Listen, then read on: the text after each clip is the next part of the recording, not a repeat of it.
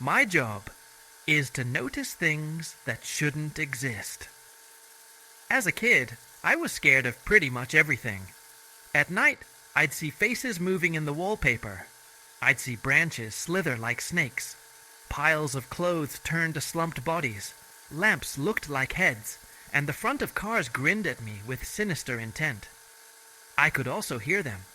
A creaking door would sound like a groan. The wind would scream, and floorboards would breathe heavy sighs. To me there were ghouls, ghosts, and monsters around every corner. Needless to say, I was a nervous kid. Turns out it wasn't just an active imagination. I have a condition. It basically boils down to chronic overactive pareidolia. You know that thing where you can see faces in cars, or shapes of people in trees? That's pareidolia. It is a sort of defense mechanism that humans have evolved to notice camouflaged creatures, like jaguars and snakes, and to discern the sounds of encroaching predators. But to me, it is about 16 times more noticeable than what is normal for the average person. I see things everywhere, all the time. Of course, there were treatments. By age 12, I had tried 6 different regimens over a total of 4 years, and the side effects were brutal. Some would make me irritable, while others would make me hyper-focused. One type of medication just straight up put me to sleep. By age 18, I thought I'd never get a job. I was barely dragging myself through school, and there was no way I'd make it through college. I was on a course of drugs that barely kept me together, but they gave me these awful tics. I'd drop things, I'd wake up in the middle of the night, my leg would shoot out and trip me. I was a mess. My mom had to cover the stairs and handrail in grip tape. A few years ago, I had a standing meeting with the county employment services every Thursday. I hated it. On a particularly bad day, my mom had to drive me there. The meds were kicking my ass. She dropped me off at the end of the street, and just in that short walk to the office, I almost tripped into a brick wall. I was so flustered, I knocked over a trash can. But for the first time in a couple of years, I had an interview with a potential employer. I didn't think much of her. She was just some old woman in a warm coat. She introduced herself as Teresa and told me that she'd heard a lot about me. She offered me a trial and a hefty one-time payment. I didn't get clear idea about what I was supposed to do, but she told me that secrecy was part of it. The only demand she had was that I stop taking my meds. Still feeling the trash smell on my pants, I took Teresa up on her offer. On my first day of work, I had no idea what to expect. I'd been off my meds for a week, and I had barely slept. It was hard to wrap my head around the world as I'd seen it as a kid. I'd see faces in the walls, in the shadows, in the leaves, in patterns, pretty much everywhere. I'd hear voices and screams in every braking car, in crinkling paper, in creaking floors. It was hard staying focused, and I was so jumpy I could barely move without flinching. Teresa picked me up in a gray sedan. She was wearing a headset and kept looking over at the GPS. I noticed her leg was twitching, and that she kept biting her lip. She barely looked at me that whole ride. We finally arrived at a small yard, about a 40-minute drive off the highway. There were 2 large trailers and a single-story run-down prefab house from the 60s. One of those things with cheap wood panels and matching broken windows. There were 8 other vehicles in the yard. 4 sedans, 2 vans, a Jeep, and a bus. They'd set up warning tape, a command tent with laptops and an antenna, spotlights, and half a dozen crates covered with blue tarps. There were armed men with assault rifles, security personnel with handcuffs, and a couple of medics standing by with first aid kits and stretchers. I was swarmed as soon as I stepped out of the car. They fitted me with a headset, protective gloves, a heart monitor, and tagged me with a plastic ribbon around my left wrist. All the while, Teresa was just looking around, a bead of sweat stinging her eye. "What are we looking at?" she asked. 3? 4? "Just 1, I heard in the headset. "We got it early. You got the spot?" "On site," she responded. "Any blues?" "No blues. We're clear." Teresa finally turned to me. She faced me, put her hands on my shoulders, and talked slowly. "This seems like a lot," she said. "All I want you to do is to go inside, carefully, and tell me what you see." "Why?" I asked. "What's in there?" "I don't know," she sighed. "None of us knows, but we think you can see it." "Is it dangerous?"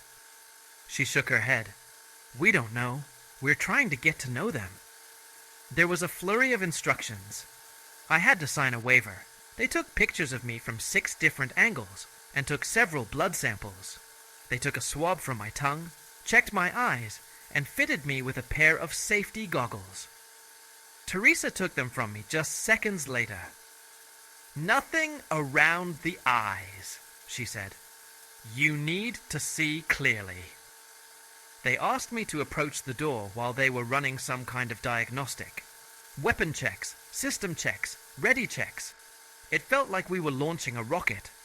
I could feel my legs shaking. "I'm with you all the way," Teresa said over the headset. "You can leave at any time. Just tell me what you see, and I really mean what you see." A countdown began. At 0, the spotlights turned on, and the entire yard turned into a soundless ghost town. Everyone held their breaths. It was my turn. I stepped inside. A simple 1-story house. 3 rooms, a bathroom, a kitchen. Someone had clearly lived there until recently. There were still clothes flung over a chair in the living room. The power was off, but the pale spotlights coming in through the windows made it feel like I was walking through a hospital waiting room. My heart was pounding out of my chest. I didn't know what to expect, but this payday could be the boost I needed to get my own place. A paycheck with 4 zeros for a single day of work. But standing there, looking into the sterile living room, I was having doubts. "What do you see?" asked Teresa. "Notice anything?" "No, just furniture. A couch, an old TV, a fancy carpet. Nothing out of the ordinary." I just walked around, saying out loud what I was seeing. As the minutes passed, Teresa was getting impatient. "These are just things," she said. "I need you to tell me what you really see." I entered the bathroom and immediately felt this awful feeling in the pit of my stomach. A noise tickled my ear. Looking in the bathroom mirror, I could see something moving behind me. In a heartbeat, I caught a glimpse of a pair of blue eyes. I turned around, screaming. Something! Something moved!" I flung myself backwards, closing the bathroom door with the tip of my fingers. I stumbled, tearing down the shower curtains and crushing a cockroach. Laying there with my feet in the air, I tried to remember to breathe. Rarely have I ever been so scared that I had to remind myself to breathe. My fingers tingled with adrenaline. "Tell me what you saw!" Teresa yelled. "What's in there?" "Blue eyes! It had blue eyes!" "Did you see where it went?" I didn't. To the best of my knowledge, it was still outside the door. "Look again," she continued. "Look again, then get out." She had to coax me out of the bathtub. She encouraged me, spurred me on, and reminded me that I had to leave that room one way or the other.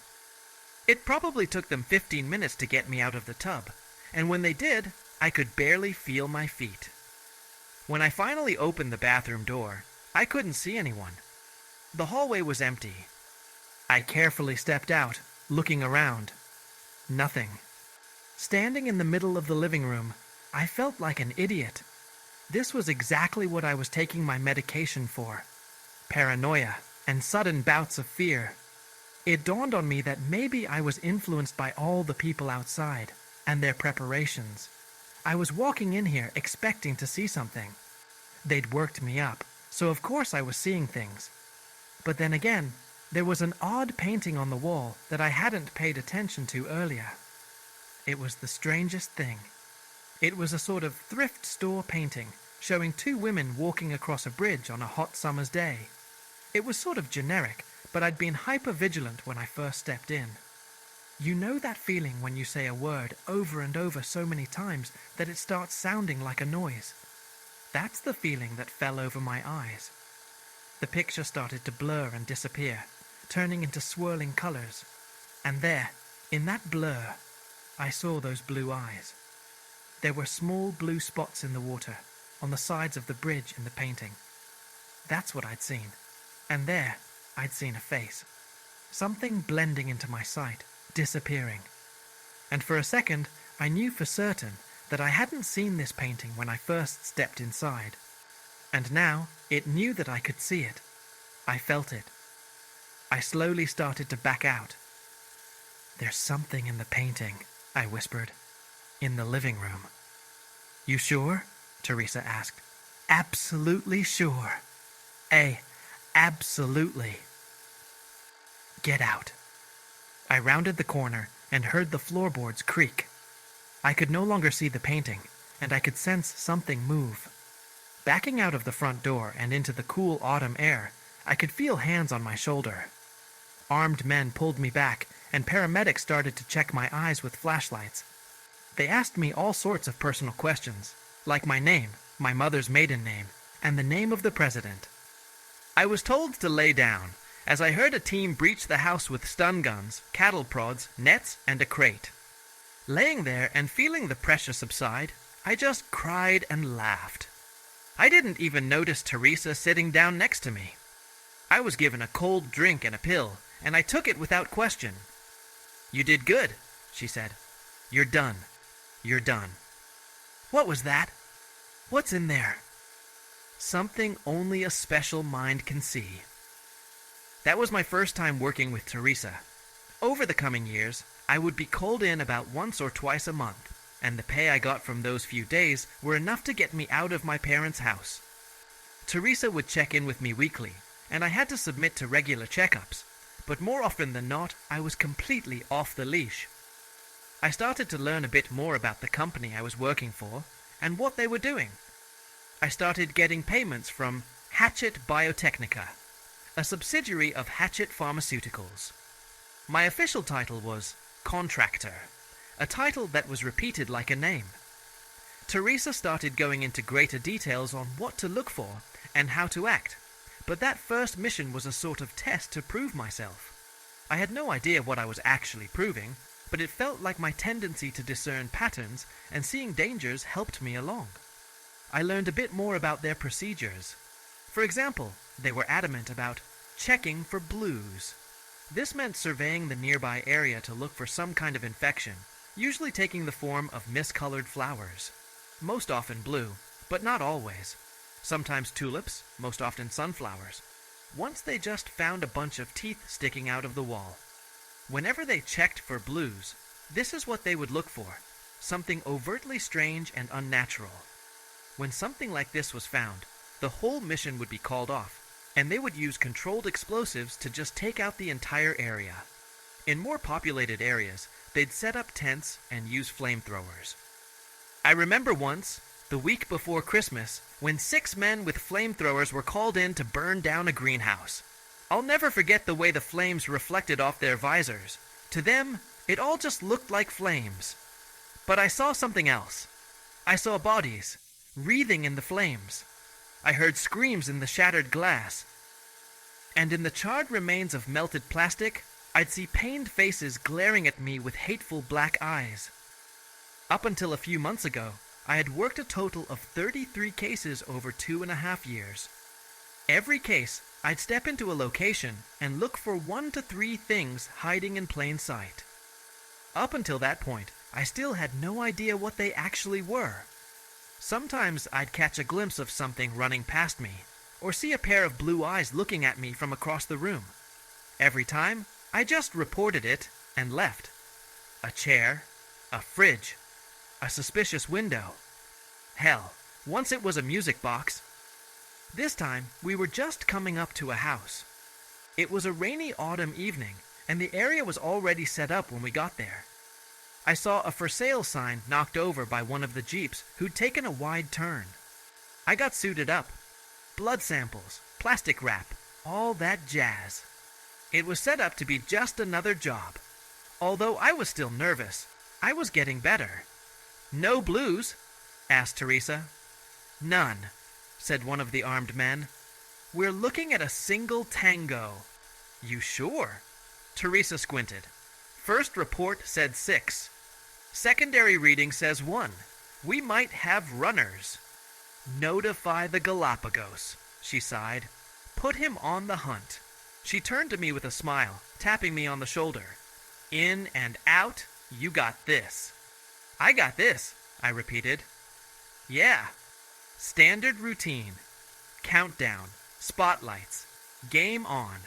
It felt like stepping onto a stage. As I walked through the door and saw my shadow stretch out across the floor, I felt like a hunter. That I was the one to fear, and that whatever stayed in this house tried to hide for good reason. The floor is crooked, I noted. Strange place. You sure? Yeah, I nodded. Definitely. I steadied myself and started checking the rooms one by one. I waited for that feeling to emerge, my eyes seeing through the obvious and seeing the picture beneath the picture. The blue eyes emerging from nothing, and the patterns of shadowy figures growing clearer. Just relaxing and expecting that feeling to wash over me was enough to put me at ease, but I could still feel a primal part of me tickling my nerves, expecting me to panic. But nothing happened. I checked the kitchen, the living room, the bedroom. There was nothing. Just a strangely crooked floor, empty rooms, and the echo of my own footsteps. An empty guest bedroom with a single window. Through it, I imagined scowling faces in the trees outside. 20 minutes passed, and I got nothing. I reported to Teresa, and she assured me we were still getting readings from inside the house. Something was still in there with me, but I hadn't seen anything. I went through cycles of denial, fear, and anger, over and over. What was I missing? Finally, I just sat down in the middle of the living room floor. I scratched my eyes, sighed, and tried to relax. Teresa, I'm not feeling it. Are you sure? There was no response. Teresa, yeah, she responded, absent-mindedly. Yeah, no, we're good. Hold on for a minute. We're good, I asked. What do you mean we're good? Again, no response. I stomped around for another 10 minutes before I went up to a window facing the front yard. It was hard to see through the glare of the spotlight. Teresa, I'm coming out. The place is empty. As soon as I opened the front door, I saw 24 faces fixed on me. Maybe they were surprised to see me, but I got the sense that there was something else. I could tell something was off. They all looked at me with strange expressions, some neutral, some smiling ear to ear. One of the paramedics just stared at me with slack-jawed terror. It was as if they didn't know what to feel, or how to express it. A hole sunk through my stomach. I got that hollow feeling as my eyes glazed over, like I was staring at something false, something hiding a pattern. This was the sense I'd been looking for inside, and now I was feeling it. In the far back, I saw Teresa. She stepped out from behind a jeep, smiling ear to ear. Behind the shape of her face, her eyes emerged, glowing with a cold blue. One by one, their eyes flared up in a blue glow, and there in a moment, my paranoid sight registered human-like shapes in the grass around them. Headless, mauled bodies. Imposters. Lookalikes. Mimics. Nightmare beings having tricked us into a trap. One by one, smiles started creeping across their faces. Rows of impossibly sharp teeth hiding long tongues. Their fingers growing longer, their necks elongating. They were losing their disguises and facing me, head-on, unafraid. Nothing was said out loud, not a word. But to me, it was as if the wind itself was screaming for me to run. I slammed the door behind me and ran. Faces were coming out of the walls, door handles turning into hands, grasping at my clothes. My distorted face reflecting in windows and mirrors with jawless grins. I couldn't blink. Every heartbeat, a new horror forced my eyes open. There were more doors than I remembered. There were more windows than there should be. The kitchen suddenly had a skylight, and there were 4 fridges. Countless paintings had appeared in the master bedroom, depicting cruel and blood-drenched horrors. They were already here, trying to surround me, and my mind was racing to remember what was real and what wasn't. Rushing to the back of the guest bedroom, I remembered there being only one window. Now there were two. I had to roll the dice, take a guess, do something. As I grabbed the window frame, I imagined teeth slamming into my hands, tongues licking across my palms, wide smiles sating their hunger. But this time, it was just my imagination. I burst through the window and took off running into the woods. Through the night, I just kept going. My chest hurt from holding the screams in. Without my medication, everything in the dark looked like something reaching for me, trying to eat me, trying to grab me. Creaking branches sounded like laughter, and howling winds were screams. I must have run for hours when my foot got caught between two rocks. As I tumbled to the ground, twisting my ankle, I saw them descend on me. I felt their fingers scratching me. I writhed on the ground, screaming for them to just let me go. To just please, please let me go. But after a few seconds, I realized I had just scratched myself on the underbrush. There was no one there. I was safe. I broke down crying, trying to ignore the twisted face reflecting off the full moon above. Eventually, I made my way home. There were no messages waiting for me. All my work numbers had been taken offline. All ways to contact them were just gone, and there was no info on the firm that hired me. Hatchet Biotechnica exists only on paper. There's no location, no contact info, and no names attached. It's all a front. I haven't heard from Teresa since. I think that whoever I've been working for have just assumed I'm dead. That's why I decided to share this anonymously. Those who know who I am can reach out to me. And for those who don't, I just have a word of warning. Be observant. Trust your intuition. It might save your life.